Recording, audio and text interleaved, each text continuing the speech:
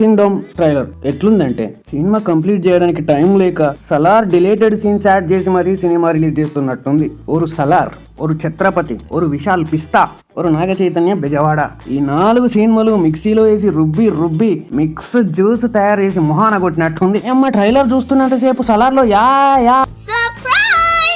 ఒకటి మాత్రం ఈజీగా చెప్పొచ్చు, కొడితే ఈ సినిమాతో కొండన గట్టి కొడతాడు, లేదా కొండనని ఈ సినిమా గట్టి కొడుతుంది. ట్రైలర్ కొంచెం రకరకాలుగా ఉన్న నాగవంశీ, గౌతమ్ తిన్ననూరి, అనిరుద్, విజయ్ దేవరకొండ అంటేనే మనకు నమ్మకం వస్తుంది. కానీ ప్రోడక్ట్ కొంచెం డిఫికల్ట్ గా ఉంది కాబట్టి ఎలా ఉంటుందో తెలియదు. అనిరుద్ బీజిఎం టీజర్ లో కన్నా ఏం ఎక్కువ అనిపించలేదు, అదే బీట్ రిపీట్ చేసి దుబ్బారు ఆయన.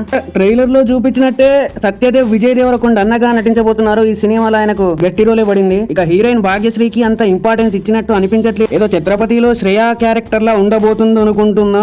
ఇక పోతే ది గ్రేట్ విజయ్ దేవరకొండ కొండన ప్రతి సినిమాకి గట్టి ఎఫర్ట్ పెడతాడు, అదేందో తెలియదు. ఆ ఎఫర్ట్ రిఫ్లెక్ట్ అయ్యి మళ్ళీ తిరిగి ఈయన మీద ఎఫెక్ట్ పడుతుంది ఈయన వర్క్స్ ఏందో. Director Gautam Tinnanuri previous work Jersey, it's a classic, one of my favourite film. కానీ జెర్సీకి కింగ్డమ్ కి అసలు పంతనే ఉండదు, ఎందుకంటే అది ఒక క్లాసిక్ బయోగ్రఫీ లా ఉంటది.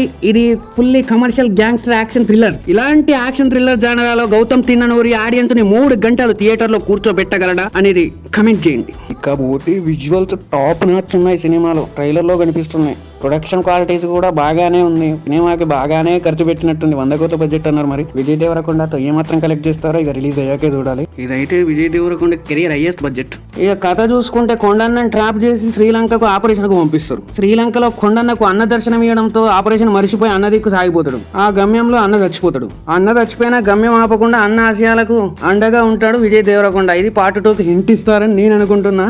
ఈ హూక్ స్టోరీ లేదు నమ్మకండి, థియేటర్ లో మీరు ఎక్స్పీరియన్స్ చేయండి. ట్రైలర్ మాత్రం నాకైతే రకరకాలుగా ఉంది. యావరేజ్ కాదు, ఎక్సలెంట్ కాదు, రకరకాలుగా అనిపిస్తుంది అసలు ఆ ట్రైలర్. నేనైతే ఏం చెప్పలేకపోతున్నా. ట్రైలర్ లో ఒక షాట్ ఉంది, దట్ పర్టిక్యులర్ షాట్ మాత్రం దేవరాలో పెద్ద దేవర మాదిరి కింగ్డమ్ లో పెద్ద కొండను ఉన్నాడేమో అని నా డౌట్.